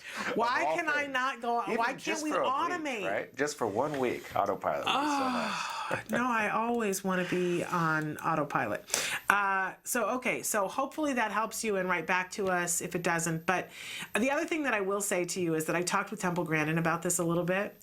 And of course, Temple has an entirely different take on things because Temple is a vastly successful person who has already found her way through all of this. Right. So her advice, because she says she wasn't interested in math at all, that she just it was boring, it was bad, and she calls it baby math. She says they give our kids baby math and they hate it. And her advice was just find a way to get him through it. Just get him to pass. Don't worry about getting an A. Nobody's going to look at his transcript for what he did in 4th grade math. Just get him through it. Pacify the teacher, pacify him, do whatever you have to do. But on the side, have him audit college classes in math for free. Wow. And we posted a whole list on the blog. I did a series, and I think they're on the Blogging for Autism site, that we called them Talking with Temple. And I listed all of the resources that she wrote down for me. So if your child is really advanced and they're bored, you might want to do some of that stuff on the side. I found that for my son, it was a little too advanced at this point. He would rather be taking a video game programming class. So we're looking into that. But that involves math, right? But he doesn't want to do the straight, boring math. Don't blame him. So, but that's Temple's thing. She's like, It's a battle. Just get through it. My parent side can't allow that. Right, yeah. You want every single thing to be optimal and to be perfect and to be the best experience your kid can have under those circumstances, and that's natural, right? He's a brilliant mathematician. I want him to get the A in math. Okay, I get it. Yeah. You know? Yeah. I mean, I just do. And it changes how the teachers look at them based on how they do. Yeah, true. So, you know, I love Temple, and I try to take it all with a grain of salt and say to myself, you know, Temple says it's not just about fifth grade. But right now, we're in fifth grade. Feels like it is just about right now, to me as a parent, it does. So I try to do a little bit what Temple says, and I'm definitely trying to, I want it to be reinforcing to him to do the work. Right. Yeah. That's the thing. Yeah. You know, and unfortunately, life many times kind of isn't, right? I mean, most people go to their job and aren't really that reinforced by their job. I mean, we're lucky. We kind of get to live our dreams here, but most people don't. I mean, when you go to the DMV to renew your registration, you don't get any reinforcement, right? When you have to do your taxes, you don't get any reinforcement. You know, when you got to clean your toilet, no reinforcement. Right. There's plenty of situations in life where that's just kind of how it is. I mean, we don't want that for our kids in fifth grade, obviously, but also even just learning to do something that's boring because you have to, that in itself is a skill that our kids are going to need when they get older. I think you've hit on something really important, and I think that some people are better at it than others. I am somebody who doesn't understand it when people can persevere at things that are not reinforcing to them. I really don't. I don't get that. And so I'm going to put that in my husband's column. My husband is so good at persevering and doing the things that are hard and continuing to do them. He's so good at that. I'm not very good at it either. My job is basically just bouncing back and forth between really fascinating and interesting things. And when a project is no longer fascinating, I give it to somebody else. You know, like that's... Yeah, I get it. I'm right there too. Yeah, and I like a lot of variation in my day and in my life. As much as I want to put things on autopilot, I like within that to have every day be different. Right. So I'm not good at the boring thing, but my husband is, you know, there are things that are very reinforcing to him, but he's very good at doing things that aren't. So I'm going to put that in his column, have him teach that to Jem. I'll take myself off of that column. Clearly, I don't know what I'm talking about in there, so I'll have my husband teach that. That's tag team parenting. There you go. We'll see if it works. I'll report back. All right, we're going to take a short break, and then we're going to have Dr. Tarbox answer some more of your questions. Stick with us.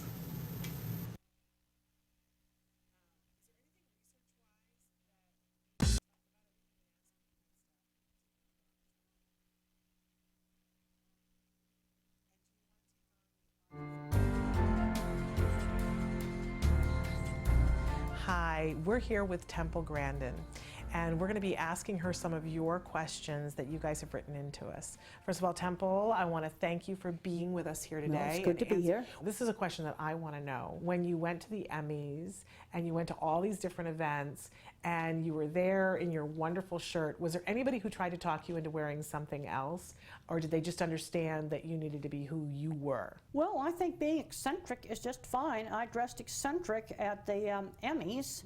Eccentric's fine. Being a filthy slob is not fine.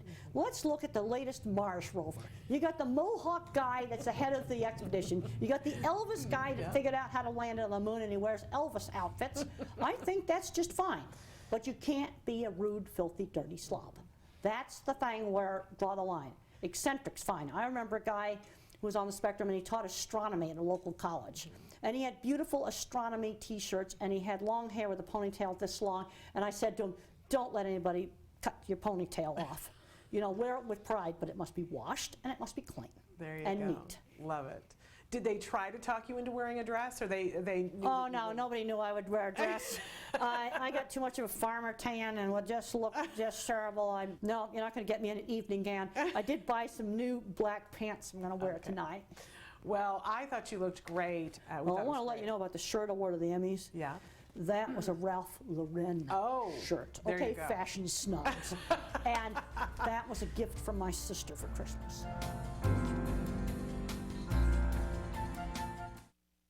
Welcome back to Autism Live. We have with us Dr. Jonathon Tarbox, and you are the director of the Autism Research Group, and you've got an event coming up that you want to tell folks about. That's right, yeah. So we're doing a workshop for professionals working with kids on the spectrum, and the topic of the workshop is specifically how to teach perspective-taking skills and how to apply relational frame theory, which is one particular area of ABA, to teaching advanced skills to children with autism, specifically perspective-taking skills. So it's an all-day workshop on November 6th in Westlake Village here in northwest LA County. It might actually be just the border of Ventura County. I think it's about 6 hours long all day. We're offering BCBA and MFT continuing education units.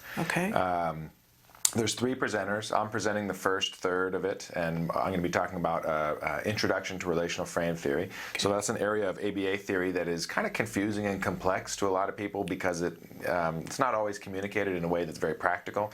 So the purpose of my talk is going to be to make it really clear, plain, simple. Here's what it means. Take all the mystery out of it. Here's how you can use it as an ABA provider.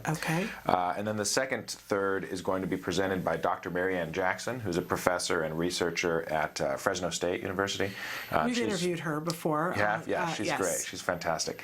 And so she's going to be summarizing some of the research relevant to perspective taking and relational frame theory. And then the last third of the workshop is going to be presented by Dr. Adel Najdowski. And she's going to be talking about practical strategies for how to actually implement it. So it's really going to be a synthesis of theory, research, and practice. All of it on perspective taking and how to teach perspective taking skills. It is oriented primarily towards professionals and practitioners, but parents can certainly get something out of it too, especially some of these super parents that want to learn anything, they'll probably get something out of it too. All of the slides, we're going to give out handouts that have all of the slides, for free as part of the deal. Folks also get lunch for free included in admission, so it should be a pretty fun event. So how do they sign up if they want to? So if you're interested in learning more information, go to www.workshop.autismresearchgroup.org. Fascinating. And there is a cost for it, I'm sure, because if you're getting CEU credits, $65, I think. Very reasonable. It's a good deal for an all-day workshop. That's pretty amazing. The reason why it's a good deal is because it's part of our community outreach efforts. So, basically, what we do at Autism Research Group is conduct research that makes a real-life difference in families living with autism, and then tell people about it. So the tell people about it part is what this workshop is part of. So on a regular basis, maybe about every 2 or 3 months, we do a workshop in the community, basically to just give out information on here's the latest cutting edge, top quality way to do X, Y, and Z, or to teach particular skills or decrease particular challenging behaviors for folks on the autism spectrum. And so it's just part of our outreach efforts. We're not trying to make any profit off it. We're a nonprofit organization. We're basically trying to make it at a price point to where it's very affordable, and so people can actually get out and do it and get the information. And perspective taking, an amazing skill to teach to individuals on the spectrum. Yeah, it's a tough one because it's one that really ABA providers only recently have started really focusing on that. It's a complex skill. It can be challenging to teach. There's not as much research on it. We're actually doing a lot of the research now. But it is a really important one, right? Because if you can't understand what it's like to be in someone else's shoes, it's going to have a real negative impact on your ability to relate to them socially, to maintain friendships, even just things as basic as conversational skills, even interacting with coworkers on the job for adolescents and adults. It's going to be much harder if you're not able to understand where your coworker is coming from or why they're saying what they're saying. Exactly. You're going to have a tough time interacting with them productively. So yeah, that's what we're talking about. Really amazing. The date again is November 6th. November 6th, yes. All right. We'll continue to give you updates on that. We're going to take another short break, and Dr. Tarbox is going to answer a question about working with an individual on prosody. So stick with us.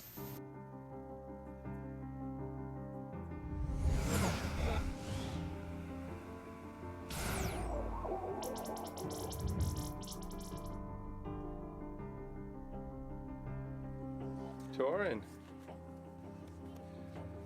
There's the two buddies. I have a 7-year-old son who was diagnosed when he was 22 months old with PDD-NOS. That diagnosis was changed when he was 3 to a full autism diagnosis. There was a long period of time where he didn't sleep at all and all night long would bang his head and whoop. It was because he was in pain but couldn't tell us. We're gonna back up. Showing the speed and grace of this guy. CARD was one of the only programs that said it doesn't really have to be this way forever. Your child will make progress. We can show you. Just give us time. We started services with CARD when my son was 3.5. Shortly thereafter, my daughter was also diagnosed and started her immediately with services. And I'm pleased to say that I think she's doing exceptionally well and will probably lose her diagnosis in the next 2 years. We started with 3 therapists with my son, and he had actually a 46-hour program. And thankfully, through some of the behavioral training that CARD helped us with, he is back in school. 1 + 9 = woohoo! He's sleeping at night. CARD has a very robust program. Things that we're working on right now that we could never work on before is learning to play the piano, learning to ride his bike. It just has given us back our quality of life. They focus on our family. What do we need to do to make it more functional? So we're very, very happy with the services, and we feel like we owe everything to CARD because they kind of gave us back our life. I have nothing but love for CARD, for sure.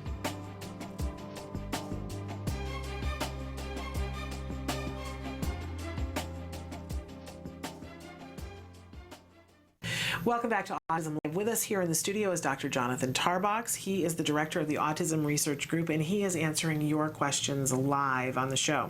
We had 2 different questions come in that are kind of related, but they appear to be on different days. Somebody asked, how do you teach loudness with a prosody client? And another person on a different day had written in and said, how do you teach somebody to speak faster? Okay. So kind of interesting. And first of all, maybe we should start with talking about what prosody is. Yeah, it's a very strange sounding word, but for folks who aren't familiar, it's the definition I like is prosody is the sort of sing-songy quality of speech. So I can kind of only give examples if that doesn't make sense, so, which is embarrassing. Can you give the example? Oh, I can give examples. I had a student once who everything she would say was in that dry sort of Ben Stein kind of voice. And so I did something with her once and taught her something, and she said, that's fascinating. Right. That's wonderful. And I said, are you making fun of me? Right. Are you like being sarcastic? Because I couldn't tell. Right. Yeah. It was just That's all such a good example. one. So the big thing with prosody is that the sing-songy quality of your voice actually changes the meaning of what you're saying, which people don't really recognize until you hear examples of it. So if you say, wow, that is really, that's fascinating. I'm so interested in that. Right. Then I would believe That's sincere, right? Right. Whereas if you say, wow, that's fascinating. Right. Then And I wasn't what that getting means anything. is it's boring, right? Right. Yeah, yeah. And I thought it was really cool what I had taught her, so I had to ask. I said, are you making fun? Are you being sarcastic? And she said, no, why would you? I love that. Yeah, you know, right, yeah, you know what I absolutely. mean? Yeah. And I wasn't believing it. And so a lot of kids that we work with on the spectrum, even if they have pretty advanced speech abilities and even advanced IQ, the prosody of their speech can be different, you know? Yeah. And again, it's kind of one of those things where it's like, well, who's the one who's right or wrong? They understand what they're saying. There's nothing wrong with what they're saying. It's just that the rest of the verbal community is going to misunderstand them, right? Or get bored because sometimes they take so long to say it that you go, you know, we've all been dealt with somebody at some point that you go, can we just speed it up? Can we speed it up? Or people who talk so fast that you can't follow what they're saying, right? It really affects your ability to communicate. It does. It really does. So ABA folks have been working on prosody for a long time. There's actually very, very little research on it that's published. But the same basic procedures that we do with other stuff works. And so, of course, the basic principles are lots of practice with a skill if you want someone to get good at it, immediate, clear, and honest feedback on their performance, right, if you want them to get good at it, and provide prompting. So provide help to give examples of the right way to do it or a successful way to do it. So with prosody, it gets a little bit tricky because you can't just tell them what to do, right? Like I could say, like if I'm trying to get you to pick up the cup, I could just say, come on, pick up the cup, or I could point to it, or I could model it, right? With prosody, it's a little bit trickier. It's sort of a little bit more subtle. But you can model the different prosody, with appropriate and more appropriate and less appropriate prosody of speaking the same sentence with the child. So you can literally say, okay, let's practice. We're going to say the cat jumped over the fence or whatever, and literally practice it with good and bad prosody. And you can even model it and have the kid identify. So you say, okay, I'm going to say something, tell me if it's the right way or the wrong way, or tell me if it's, right and wrong sounds, kind of negative, but say it however you want, but you're getting them to identify successful and not successful. You can also do video modeling. So you can record video of someone speaking with good prosody versus less good prosody. You can, if you can prompt the learner to get them to speak with good or not so good prosody, you can actually videotape them doing it, right? And then you can have them watch themselves on the iPod or the computer or whatever you're using for videotaping. So those are some different ways to do it. But the basic idea is, the same basic principles. You got to do a lot of practice and you got to have feedback. So it's not good enough to just say, hey, quit talking like that. Do it like this, right? Just remind them once. Well, that's fine. That's one trial, right, where you've given one consequence. Right. It's probably not even effective if you're just nagging. And then you've given one. My favorite thing. Right. Nagging. And you've given maybe one prompt, one model, right? If you think that's going to change behavior, forget it. You might as well give up. You have to have many occurrences of that same process, but in a way that's fun and upbeat, not negative, not naggy. Yeah, it's got to be reinforcing. It's got to. So you can use contrived reinforcers and rewards if you need to, or you can just use praise and positive feedback if that's going to work. But it's got to be what the kid wants. It's got to be what the kid cares about. And so, in terms of the loudness and the volume, same kind of thing. Same exact thing. Okay. Yeah. And the nice thing about loudness is a built-in sort of correction procedure is if you can't hear what the child's saying and they're asking for something they want, you can literally just say, sorry, I can't hear you. It's not loud enough. And you just don't give them what they want until they say it loud enough. So that's just kind of a built-in way of just don't be lazy about it. Every single time they request something with inadequate volume, just say, what's that? Yeah. Even if you could actually discern what they're saying, if the volume isn't quite there, what's that? I can't hear you. What? You can even pretend like you need your hearing exam. Do you know what that resulted in my house recently? Because we've had a little bit of problem with Jem not speaking loud enough, and both my husband are we're both slightly deaf, and he will always say it's you can't hear me because you're deaf. Yeah, right? Yeah. You need to get your hearing checked. Yeah. And so I finally took him last week, and we both went and got our hearing checked, and I made the doctor sit there and tell him that Mom really can hear, but you have to speak up a little bit. Made him do that. There you go. So there you have it. But I started this show with saying I have quality problems because my child can say to me, it's your fault. I never thought we would get to that point. That's a great and I need point to to celebrate it and go, woohoo, that we're at that difficult point where everything is my fault. Everything is my fault. Well, and speaking quickly is just the same too, right? So if you could build in natural consequences for that, like if there's something your kid wants, but there's a limited amount of time to get it, and if it takes them too long to spit it all out, then they don't get it. It's already gone. Sorry, oops. Right. But again, like many learning opportunities is going to be necessary too. So. Again and again and again. Now, my problem, I'm sure, as you can well imagine, when I was a child, I spoke too loud, which I still do a lot of times. I'll get excited about something in here, and then I'll say to Emily when we go to break, "Why am I yelling?" And she says, "I don't know. I don't know, Shannon." But my mother, the way my mother dealt with that, the exact opposite of ABA. What would happen is we would sit around the dinner table, and I would start talking, and I would get excited about something that happened in my day, and I would start talking louder, and my mother would pick up her glass of ice water and chuck it across the table and hit me in the face with it. And of course it would stop me talking loudly. Oh my goodness. But it wasn't a good thing. It would probably make you not like her very much too. We That's had many little battles about it. And frequently, I would leave the table upset and furious with her, and yes. So I never want to do that to my child. Right. And punishment usually makes the person still want to do the behavior, but just not when you're around. Clearly it did not stop it in It didn't me, right? work, It didn't work. So it accomplished it short term, but created other problems, shall we say. Right. But my mother didn't have access to good ABA tools, and we all do, so we'll do better. There you have it. Really remarkable. I thank you so much for being here with us, and we'll look forward to hearing about the workshop that you're doing more as it approaches. But again, that's on November 7th. 6th. Okay. November 6th. Very good. Thank you so much for being with us. We hope you have a great weekend. We're going to take a short break, and we're going to come back to finish out the week and finish out the show and tell you about what's happening next week. It's good. Stick with us. We're here at the 8th annual Denim and Diamonds event. This is star-studded event. We're here on the red carpet. You won't believe who we're going to meet here. And all of this is to raise money for our kids. What a lovely evening. Let's check it out. Why is autism an important subject for you?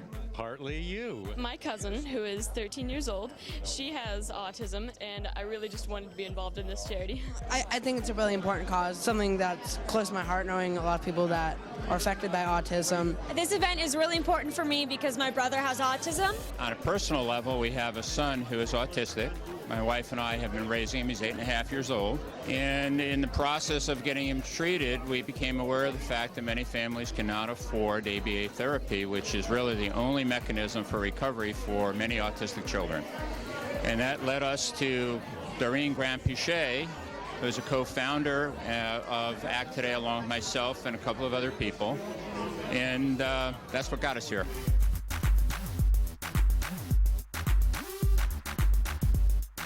This is an amazing organization. There's so few people that can dream about accomplishing something and do it. Autism is very important to me. I have a cousin who has autism, and also one of my friends, her sister's 21 years old, and she's diagnosed with autism, and it's nice to see them stride and make progress.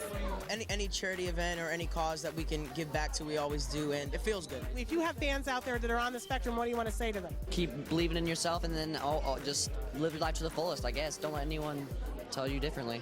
Well, because it hits my family, and you know, I love coming to these events. I love, you know, reaching out to people and saying, hey, it costs you nothing to hug somebody, to say to somebody, do you need a meal cooked for you today? Can I take a moment to help you do anything? You know, it's like, give of your time. It costs me nothing. Cannot believe the turnout here. It's just absolutely spectacular. I love it. My thoughts are, it's all about that lady, Nancy Alspaugh-Jackson. I can't believe what's happening here tonight. It's mind-blowing. I'm so excited. Charity, philanthropy is incredibly important to me, and so when I get invited to these causes, it is absolutely worth my time to be here and support them, even if they don't directly affect me, but they affect millions and millions of people. So whatever I can do to help, to be a face, to bring attention to it, that's why I'm here. My son has autism, and the very first person that he knew a first name and a last name was yours. That is something, it's because of America's Funniest Videos, right? I have heard that from quite a number of parents of autistic children over the years, and it's one of the sweetest dividends for me to know that it has some sort of impact like that. Welcome back to Autism Live. It's been a really exciting week here, and I hope that in some way we have helped you to gain access or knowledge to something that you needed. If we're not getting it done for you, please make sure that you write into us and tell us what you need information about. I want to take a few minutes here at the end of the show to talk to you about next week. And getting noises in my ear. In any case, we got some really exciting things happening next week. We're going to be taking on technology and how we use technology to hack autism. I asked you guys yesterday if you could please send us information if there is a program that you use that is helping you. If you're a person who's on the spectrum and something is being helpful to you, we want to know about it so we can showcase it here on the show next week. And if there's technology that you're using with your child, a specific app or any kind of a device that is really helping you to work with a child or to work with a teenager or an adult, we want to know those things so that we can showcase them. We've got some exciting things to talk about, though, next week. And in the coming weeks, just so that you know, down the road, we're working on an entire week, starting, I believe, on the 9th of November, where we're going to talk about smart gifting, about gifts you can give to teachers, gifts you can give to your therapist, gifts that you can give to the people in your family that are going to be cost-effective, maybe help them to be able to help your child. So, and some things that are just wonderful wonderful and taking care of stuff. So smart gifts. And then the week after that, the week before we have Thanksgiving, we'll be featuring all week long our Festival of Toys, really remarkable toys that are available this holiday season to give a child on the autism spectrum to not only help them to enjoy play, but to build a skill. So we've got some amazing toys. And that entire week, we are going to be giving away toys. So make sure that this week, before we get to November 1st, you're registering for our newsletter. It's going to give you some information about some of the things that we're going to be doing here, and we hope that you'll participate in that. Also, starting on Tuesday, Alex Plank is going to be coming back to join us. He's been very busy with The Bridge. Alex is the founder of WrongPlanet.net. He himself is on the spectrum, and he's a filmmaker. He's going to be coming in on a weekly basis. So on Tuesday, just to recap for you, we'll have Alex Plank and Matt Asner as regulars on Tuesday with some other stories mixed in. Then on Wednesday, we'll have Dr. Doreen Grampachet will be here for Ask Dr. Doreen. On Wednesday, after Ask Dr. Doreen, we have Let's Talk Autism with Shannon and Nancy. We're going to be talking this Wednesday about programs that are available for people who are not English speakers. And we're going to start with talking about those of you who are out there who have clients, or you yourself, that Spanish is your first language, where there are more and more resources that are available to you in Spanish. And so we're going to be talking about that on Wednesday. Then on Thursday, our regulars on Thursday, I believe that we have Ashley Cullis joining us again for Great Stuff with Ashley. And we will also have with us BCBA Angela Persicki. And on Friday, our regulars are Dr. Adel Najdowski for Real Progress with Dr. Adel, and Dr. Tarbox, who you just saw for Science Beat. Those are our regulars, but we've got interviews that are different, interspersed between them. We hope that you will tune in and let us know the kind of programming that you want to see in the future.